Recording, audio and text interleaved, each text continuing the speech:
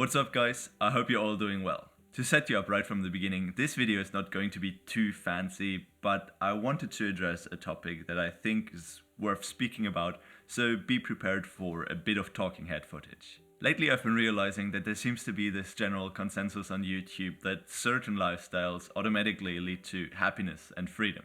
There's always something new coming up, but I generally address things like van life, living in a tiny house, or in a cabin in the woods like we do.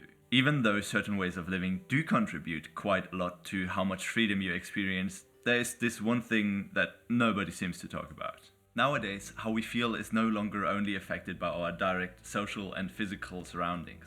By partaking in the online world, we added a second layer to it.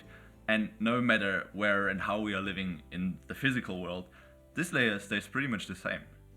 Don't get me wrong, I fully think that a financially less dependent life in a van or cabin is the right decision.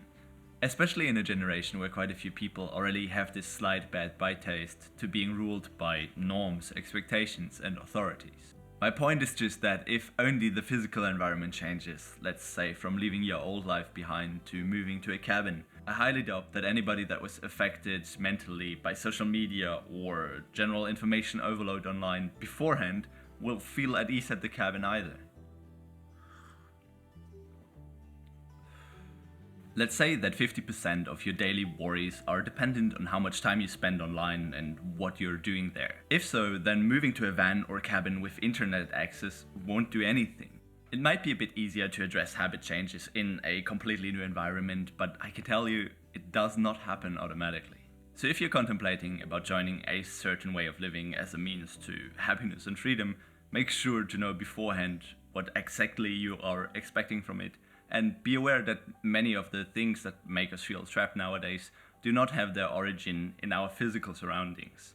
And that is also not the place where they should be fixed. So to give this a bit more of a personal input, despite living at the cabin for over a year now, I still do spend too much time on the internet or social media in general. Even though the physical surrounding part of my freedom equation is solved, feeling at ease is often still quite far away. But maybe that's also just due to me choosing a job that is so related to social media and where the monthly income is pretty much based on online performance. But that is what many people that choose van life or cabin life will probably end up doing. They will work with social media and most likely feel the same struggles. But even after speaking about all this, since we're here, I haven't thought about wanting to go back to the city for a single second. I fully think that living a bit off the grid in a cabin was the perfectly right decision for me, and I can also imagine that it is for many of you.